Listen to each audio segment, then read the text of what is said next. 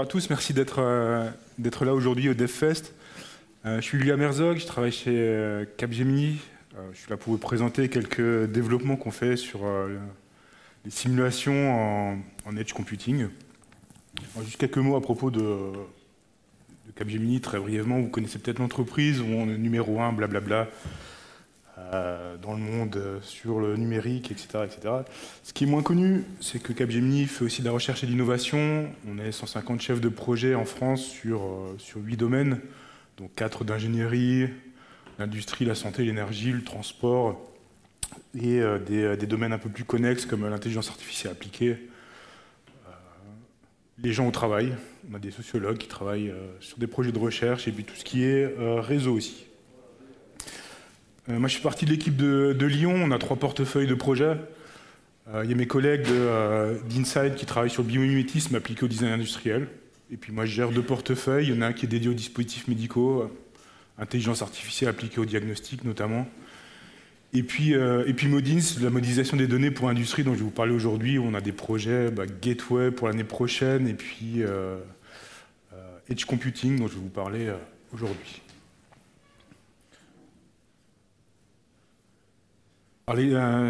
C'est quoi l'Edge Computing?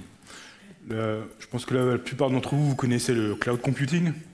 C'est la base de beaucoup de nos applications aujourd'hui, notamment tout ce qui est smartphone, c'est-à-dire qu'on a une application qui communique avec un cloud qui va faire des calculs et qui va renvoyer des données vers votre application.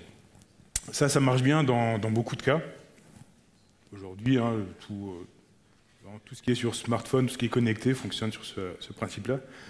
Mais il y a des applications pour lesquelles ça ne fonctionne pas. Les applications qui demandent très peu de latence et qui génèrent beaucoup de données. Typiquement, voiture autonome. Une voiture autonome génère 1 giga de données par seconde. Ça, vous ne pouvez pas envoyer dans un cloud. Vous pouvez le faire pour une bagnole. Vous voulez le faire pour 1 million de véhicules. Vous allez vous retrouver avec un petit problème sur votre autoroute. Parce que votre cloud ne pourra pas gérer ce niveau d'information. Donc, la méthode qu'on utilise, c'est d'utiliser l'edge computing. Ça consiste assez simplement, de guillemets, à rajouter des serveurs de calcul qui sont près de vos applications. Et avec des gains notamment en vitesse et en sécurité sur vos applications. Vous avez 2 types d'architectures qui sont possibles. Les architectures rigides, comme celle-ci, vous avez un certain nombre d'applications qui se connectent à un serveur qui va lui aussi dialoguer avec le cloud. Et vous avez les architectures tier 2 avec ce qu'on appelle E0. Ne me demandez pas pourquoi. Mais c'est des architectures avec décharge, c'est-à-dire que quand un nœud est saturé, il va dialoguer avec un autre nœud pour se décharger des applications et augmenter les performances. Donc c'est une orchestration des données qui est plus complexe à mettre en place, mais qui donne de meilleurs résultats. Alors où est-ce qu'on se trouve niveau maturité pour l'edge computing? Aujourd'hui, c'est plutôt dédié à des applications de niche. Il faut générer beaucoup de données, il faut avoir des latences demandées qui sont faibles. Sinon, il vaut mieux prendre un cloud. Simplement, ça coûtera moins cher et ce sera tout aussi efficace. Donc, point de vue technologie, on n'est pas très mature. Côté cas d'usage, côté marché, ça commence à arriver, mais c'est pas encore quelque chose qui est très diffusé, sachant que ce qu'on envisage pour l'edge computing, c'est que c'est très dépendant de la 5G. Donc, tant que c'est pas non plus quelque chose qui est développé à grande échelle, la 5G, on est un peu limité de ce côté-là. Donc, ce qui nous amène à ce que moi je fais de la recherche dans ce domaine-là. Et donc, c'est des projets qui, chez Capgemini, ont commencé il y a 8-9 mois.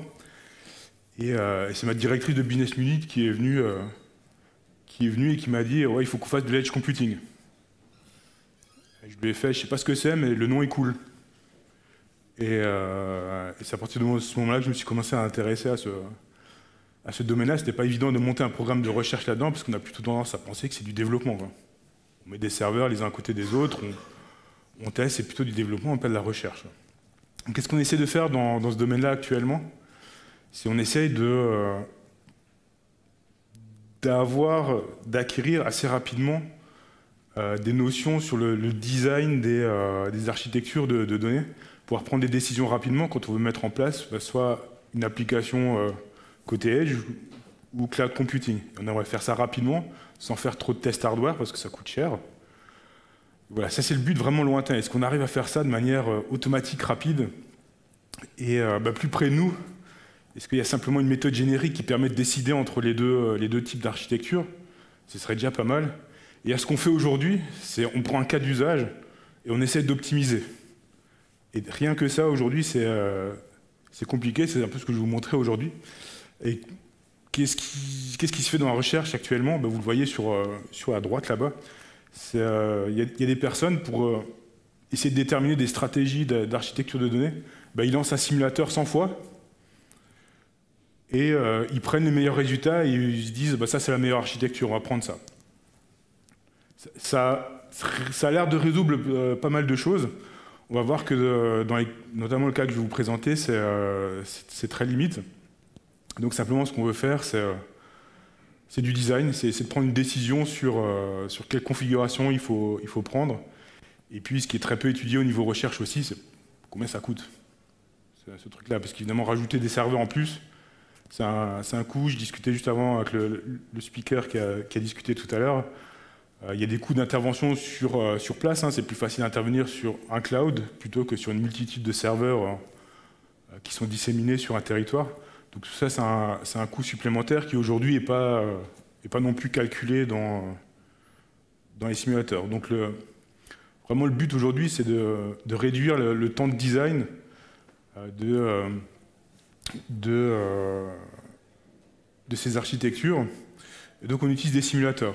Le simulateur qu'on a choisi, nous, il s'appelle Edge Cloud Sim. Vous connaissez peut-être Cloud Sim, qui est bien connu pour les simulations cloud. Et on a une évolution de Cloud Sim qui a été développée en Turquie, qui permet de faire ces simulations côté Edge. Alors, comment ça fonctionne? Vous fixez un certain nombre de paramètres. Au début, je vais vous les montrer. Et puis votre simulateur, il vous simule 3 architectures. Il fait tier 1, cloud, tier 2, edge, et tier 2 avec des charges. Donc il faut lui donner les 3 types d'architectures que vous avez. Il va jouer à 4 applications différentes qui génèrent plus ou moins de données, qui ont des besoins en machine virtuelle qui sont différents. Il fait la moyenne. Et puis il vous sort un certain nombre de données à la fin, notamment le nombre de tâches qui a foiré dans le processus. Donc, tout ce qui concerne la sécurité et puis la performance du réseau et de vos applications. Alors ça, c'est le fichier de configuration. Il y a beaucoup de choses dedans.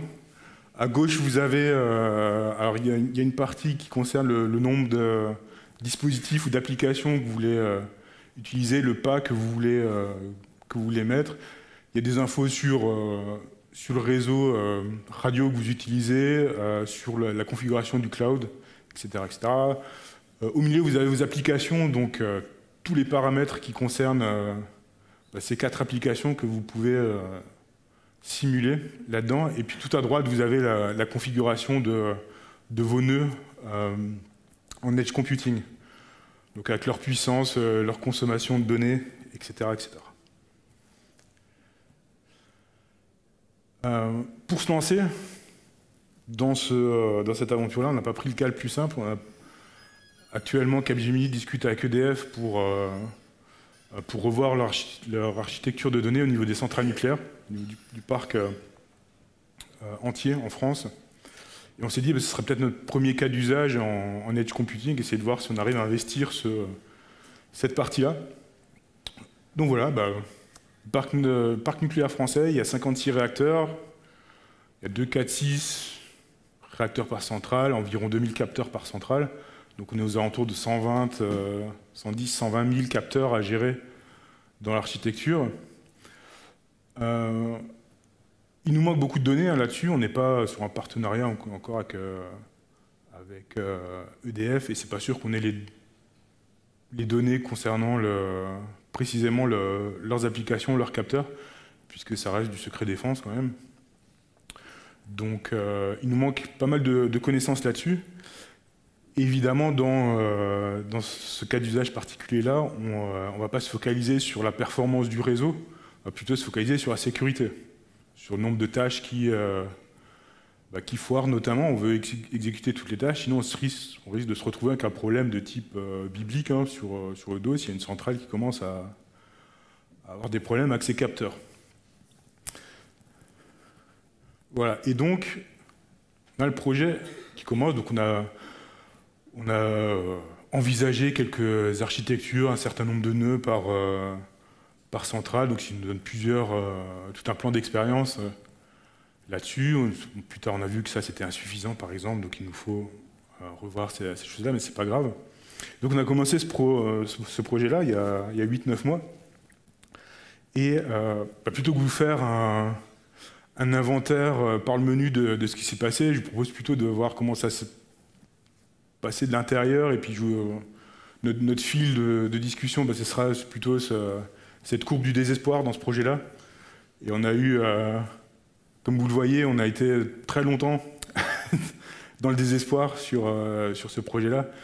Et on a eu notamment 3 crises, et ce que je vais vous montrer ici dans cette présentation-là, au niveau des résultats, des benchmarks et des itérations, et puis vous montrer comment on a réussi à passer ces barrières-là pour avoir quelque chose d'opérationnel aujourd'hui, en termes de simulation. Et si vous avez bien remarqué, les dernières choses ont été résolues ce mois-ci, quoi. Donc il y a 15 jours, j'étais pas très frais pour faire une conférence, mais on a résolu des choses. Donc la première crise, c'était la crise des résultats, avec ce simulateur-là. Alors si vous voyez, il y a une petite équation en haut, ça vous donne le nombre de fichiers utiles que vous sort le simulateur. Alors si on va pour 116 000 capteurs avec des pas de 2000 capteurs, ça fait pas loin de 900 fichiers qui sont générés par le simulateur. Pas moyen de les traiter automatiquement. Le groupe de recherche, il vous file des scripts MATLAB qui ne fonctionnent pas. Il n'y a pas de documentation, ça c'est vraiment un fichier en bas, c'est une copie écran d'un fichier. Démerdez-vous. Donc il faut retrouver toutes les informations, on a beaucoup rétro-ingénieré le code pour retrouver tout ça, et en fait on a profité sur la création d'un outil d'analyse automatique de ces fichiers-là. On envisage le futur en fait avec ça. On s'est dit, d'un côté, si on arrive à déjà rassembler automatiquement et à traiter automatiquement ces fichiers-là, est-ce qu'on ne peut pas générer les rapports directement? On commence à réfléchir ça, et puis on construit cet outil-là de cette manière-là, pour que très rapidement, on ne soit pas obligé de taper tous les trucs, se faire tous les graphiques à la main. On envoie tout ça directement dans un rapport qui est généré, et on en profite aussi pour créer des bases de données qu'on pourra utiliser en machine learning aussi. Puisqu'à un moment donné, on va être un peu plus malin que de lancer 100 fois un simulateur pour essayer de trouver une configuration. Vous avez vu le nombre de paramètres à couvrir. 100 fois, ça ne suffit pas pour avoir la meilleure configuration, de loin pas, quoi. On va voir pourquoi il ne lance que 100 fois tout à l'heure. Mais ce n'est pas suffisant. Et donc, nous, on espère, avec notamment du machine learning et des algorithmes de feature importance, d'arriver plus vite à la meilleure configuration. Mais voilà, on part de là. Mais on est arrivé finalement, courant septembre, à avoir cet outil. Et donc, au lieu de cravacher comme un forcené dans les fichiers, on peut les récupérer automatiquement. Là, je vous montrerai des graphiques tout à l'heure. En un quart d'heure, on arrive à sortir des graphiques à partir des fichiers. C'est très facile. Deuxième crise qu'on a eue, c'est la crise des benchmarks. Vous lancez le simulateur, vous faites votre petite configuration, 116 000 capteurs. Le machin, il crache à 70 000 capteurs après une simulation de 300 heures. Et là, on se retrouve avec un problème grave dans le domaine-là, puisque l'edge computing, c'est fait pour simuler des grosses architectures avec beaucoup d'applications, beaucoup de données qui sont générées. Et là, on a des simulateurs qui ne sont pas capables de le faire. Donc pour notre cas d'usage, c'est un problème. Pour beaucoup de cas d'usage dans le monde, c'est une très grosse barrière, quoi. La première chose qu'on a fait, c'est réduire la voilure. On est passé de 116 000 à 16 000 capteurs. On a pris 10% de ça. Et on a commencé à bosser dans l'optimisation de ce simulateur-là. Et donc la première chose qu'on s'est dit, c'est est-ce qu'on peut paralléliser les calculs.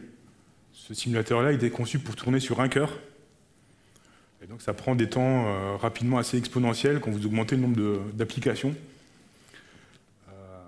Là, il s'arrêtait à 300 heures, mais en fin de simulation, on serait plutôt sur 3000 heures pour la dernière opération. Ça, c'est pas possible, donc on s'est posé la question, est-ce qu'on peut le faire sur serveur de calcul? Là, ou sur GPU. Mais ça nous demande de réécrire tout le simulateur. Ça, c'est pas trop notre tambouille chez Capgemini, simplement parce que c'est pas de la recherche. Donc on s'y consacrera peut-être plus tard.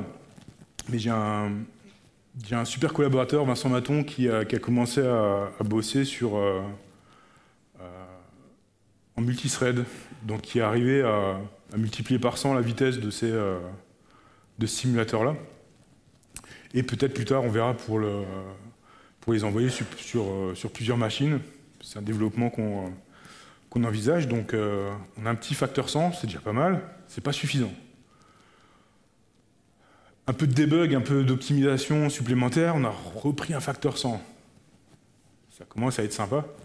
Merci Vincent là-dessus. Et j'ai une petite touche personnelle en tant que chef de projet qui a fait un peu de code.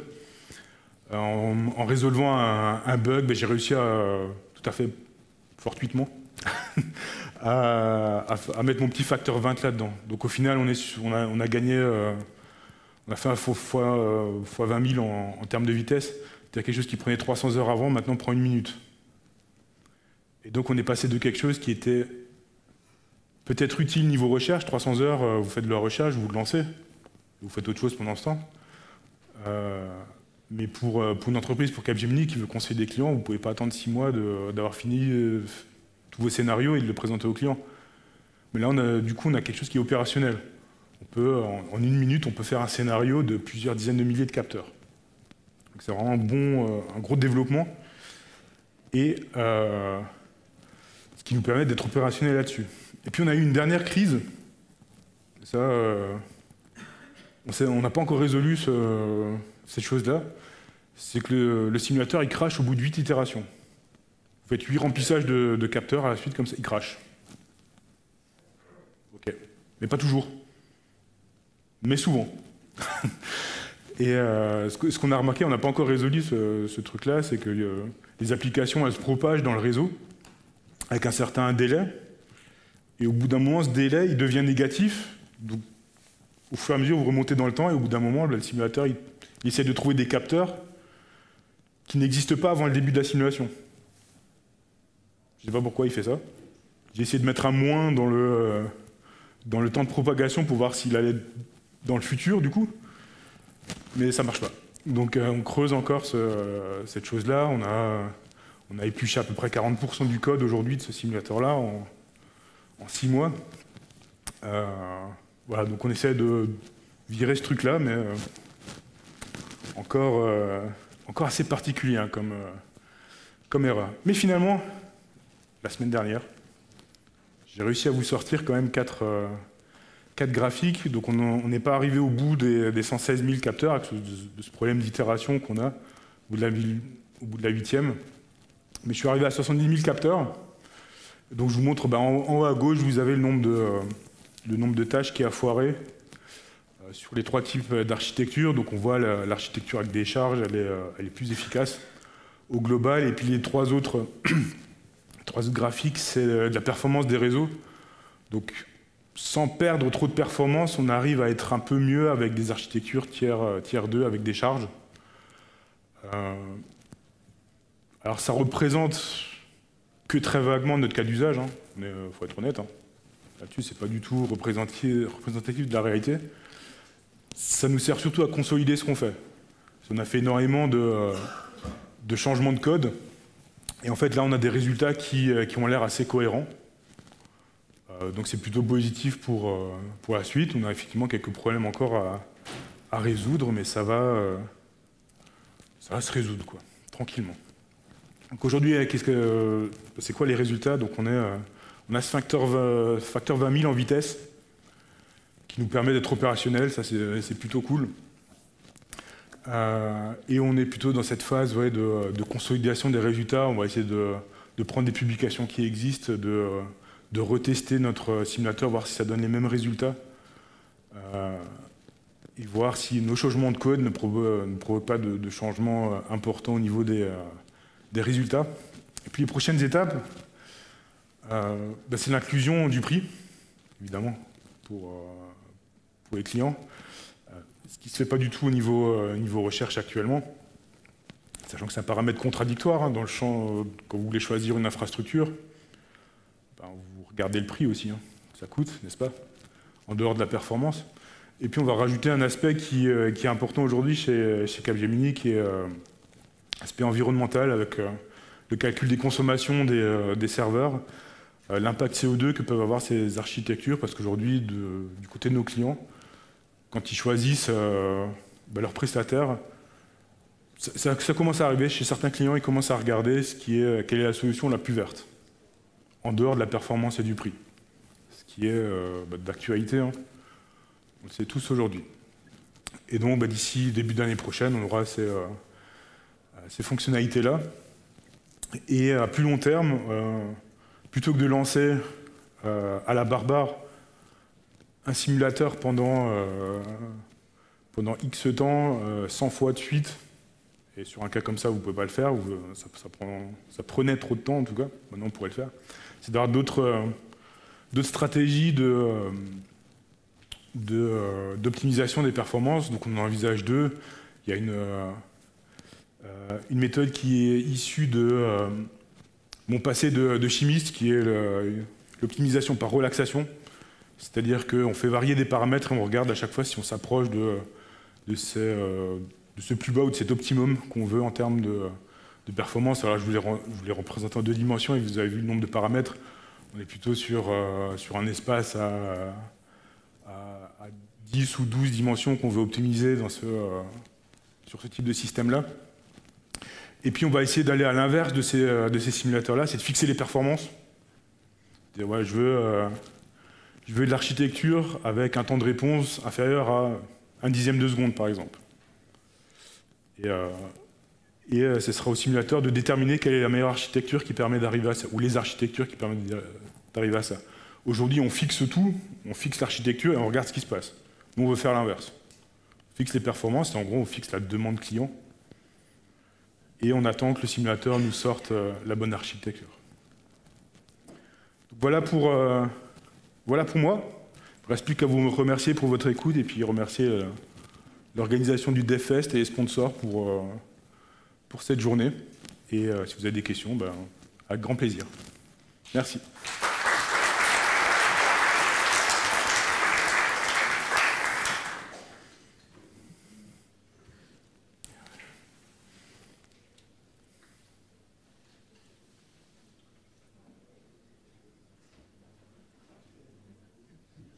Soyez pas timide.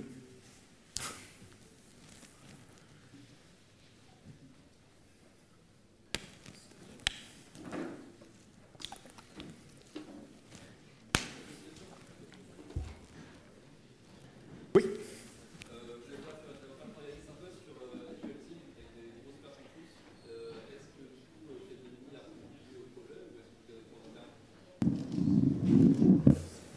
Alors, on voit. Pour l'instant, c'est un projet interne, mais ce qui est envisagé, c'est de partager nos résultats avec la communauté.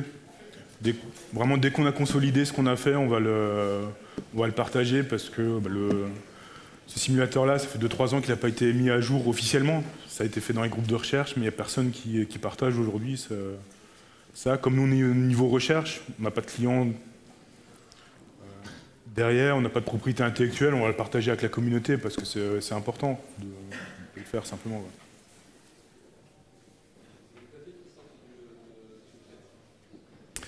Alors pas sur ce sujet-là, mais on essaie de publier, ouais.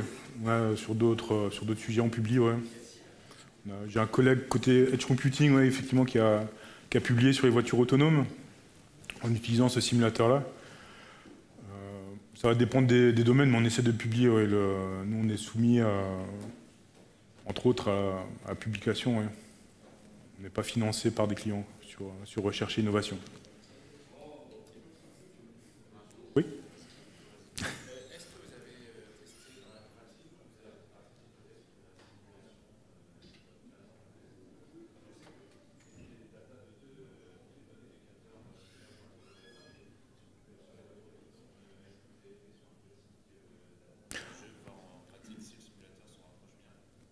Alors, je ne sais pas où en sont mes collaborateurs, enfin plutôt l'autre équipe qui travaille dans ce domaine-là. Étant donné qu'au niveau de la voiture autonome, c'est pas mature non plus, c'est difficile peut-être de comparer. Je pense que, quoi. Mais ça se trouve, mes collègues ils sont en train de faire des tests dans ce sens-là. Mais on sait bien que ces simulations, c'est vraiment juste une idée de la réalité, hein, évidemment. Hein, là, rien que sur la partie réseau, j'ai vu une conférence la semaine dernière où sur un paramètre qui est pris en brut là-dedans, derrière, il y a 60 autres paramètres à optimiser pour avoir ce chiffre-là. Donc c'est un travail qui est assez incommensurable. Et très probablement, on aura juste une idée de ce qu'il nous faut, mais il faudra continuer des tests sur le terrain, de l'optimisation sur le terrain pour arriver à quelque chose d'efficace.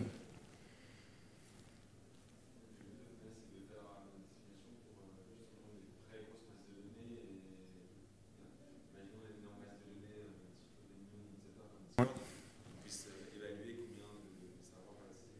C'est ça, oui.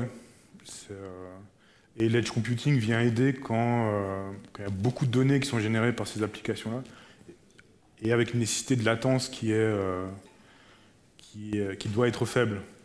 Si on prend Discord par exemple, bon, si ça arrive en 1 seconde au lieu de 0,8 secondes, la réponse au serveur, c'est pas très grave.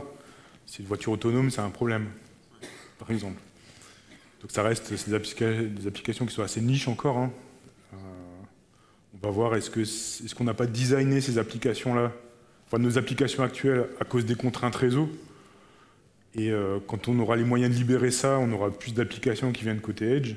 Ou alors c'est juste que nos applications dont on a besoin dans la vie de tous les jours, ou même au niveau industriel, finalement ne génèrent pas autant de données que ça, et puis l'Edge, ça restera niche, quoi. On verra, quoi.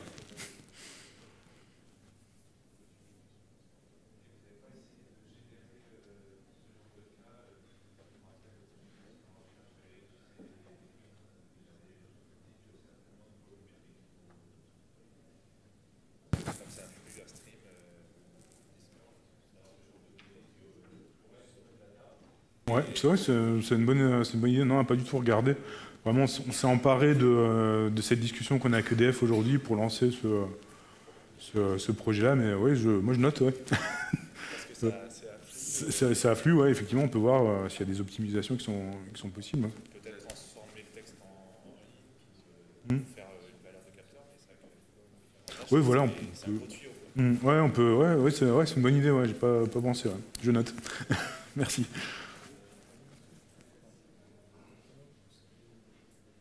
Oui.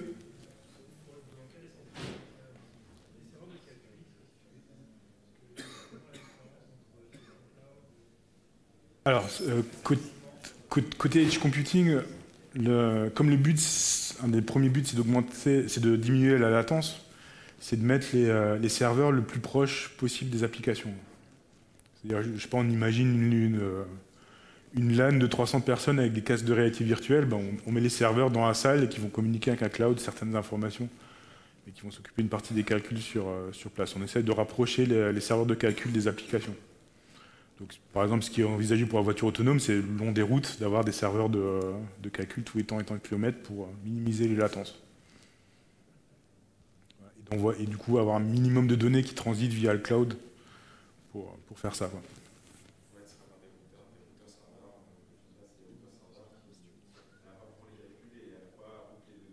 Ouais, il route une partie des données, des choses qui peuvent pas être, qui ont pas forcément. Alors je prends le cas de la voiture autonome, ça va dépendre du cas d'usage. Mais qui est envisagé pour la voiture autonome, c'est d'avoir un certain nombre de calculs qui est fait vraiment très près de la voiture, dans les serveurs, tout ce qui est vital en fait, fait dans des serveurs qui sont proches de la voiture, et puis quelques données qui sont envoyées de positionnement ou des choses comme ça, qui sont envoyées dans le cloud, qui ne sont pas vitales, parce que si votre cloud il claque, il est surchargé, il faut que les voitures puissent continuer à rouler, donc vous essayez de garder la main niveau sécurité, enfin orchestration des données en tout cas, près de la voiture. Les voitures, c'est distribué de façon. Les voitures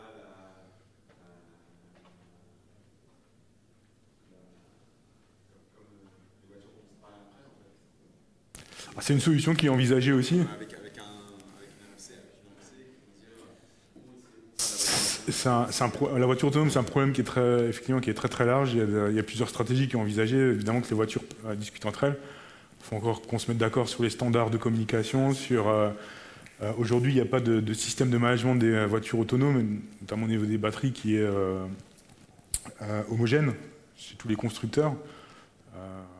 En tout cas, de mon groupe de recherche, on a répondu à un appel à un projet européen. On a un consortium européen sur le système de management des batteries pour essayer de proposer justement des normes de construction et des standards de fonctionnement de ces systèmes de management des voitures autonomes pour qu'elles puissent discuter entre elles. Mais aller dire à deux constructeurs concurrents, il faut qu'on fasse la même chose.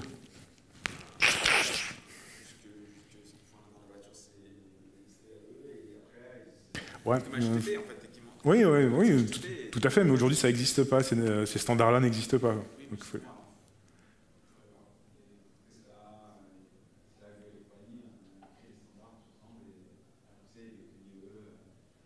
je vous engage pour discuter avec Musk, hein. C'est une personne difficile quoi, de ce côté-là, mais non, il y a des standards, il y a des projets qui se lancent pour créer ces standards-là de communication de voitures, de communication vers des clouds, des choses centralisées. Mais ça reste excessivement complexe à mettre en place. Hein. Et on essaiera de tirer parti de toutes les possibilités. Mais qu'est-ce qu'en ville, je veux bien faire la voiture autonome où les voitures discutent entre elles, mais en race campagne, encore des. Qu'est-ce qu'on fait quoi? Qu'est-ce qu'on fait là, moi j'habite dans la Pampa en Alsace. Qu'est-ce qu'on fait Ouais, voilà. Donc c'est pas des problèmes simples à résoudre en tout cas.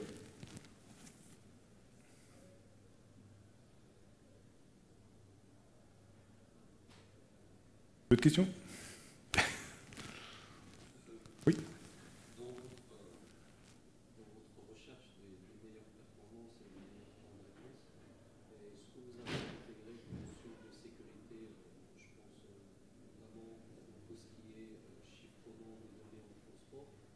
Par exemple, je ne sais pas, j'utilise un concret de 2018, où j'estime que demain je vais passer à 4096, bon, forcément les temps de réponse seront impactés, vu du chiffrement qui est plus lourd. Est-ce que en fait, ces aspects, vous les avez intégrés dans votre simulation et dans votre recherche des meilleurs temps de réponse? On ne l'intègre pas sous cette forme-là, mais je peux vous montrer, dans les applications, dans les fichiers de config, on fait ça de manière un peu générique.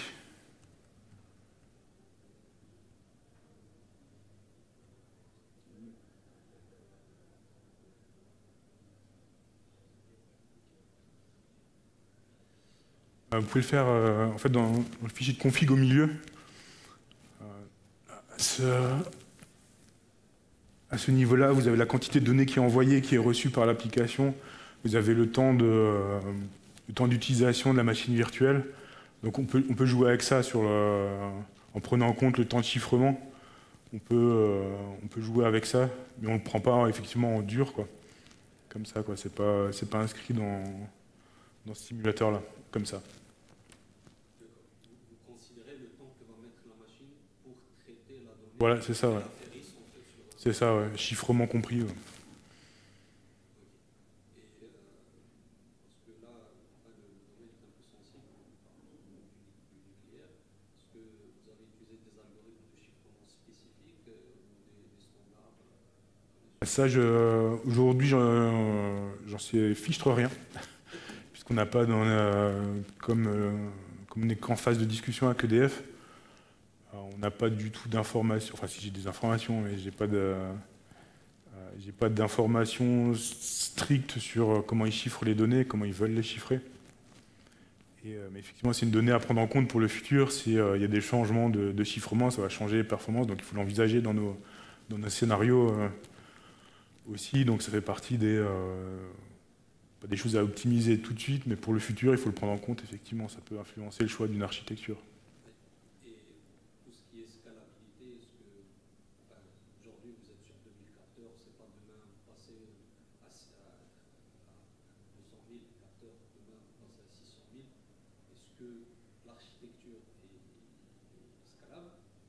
Est-ce qu'elle pourra facilement être est-ce qu'il pourra facilement s'adapter en fait à ce nouveau payload?